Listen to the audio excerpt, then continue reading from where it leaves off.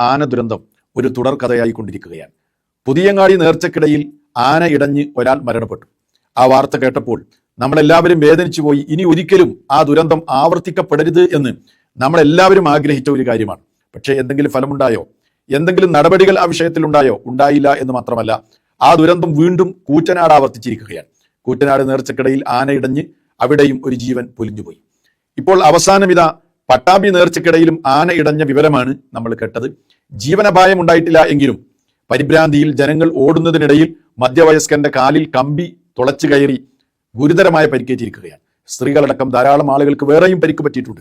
അതുമായി ബന്ധപ്പെട്ട് വന്ന വാർത്ത നിങ്ങൾ തുളഞ്ഞു കയറുകയായിരുന്നു. ഈ കമ്പി മുറിച്ച് ഇയാളെ പ്രദേശവാസികളും പോലീസും ചേർന്ന് സമീപത്തെ ആശുപത്രിയിൽ എത്തിച്ചിട്ടുണ്ട്. സ്ത്രീകൾ ഉൾപ്പെടെ നിരവധി പേർ ഈ തിക്കിലും തിരക്കിലും പെട്ട് വീഴുകയും ചെയ്തിട്ടുണ്ട്. അങ്ങനെയും ചിലർക്ക് പരിക്കേറ്റിട്ടുണ്ട് എന്നുള്ളതാണ് ആശുപത്രിയിൽ നിന്ന് ലഭ്യമാകുന്ന വിവരം. കണ്ടില്ലേ സുഹൃത്തുക്കളെ, കാലിൽ കമ്പി തുളച്ച് കയറി ഗുരുതരമായി പരിക്കേറ്റിരിക്കുകയാണ്.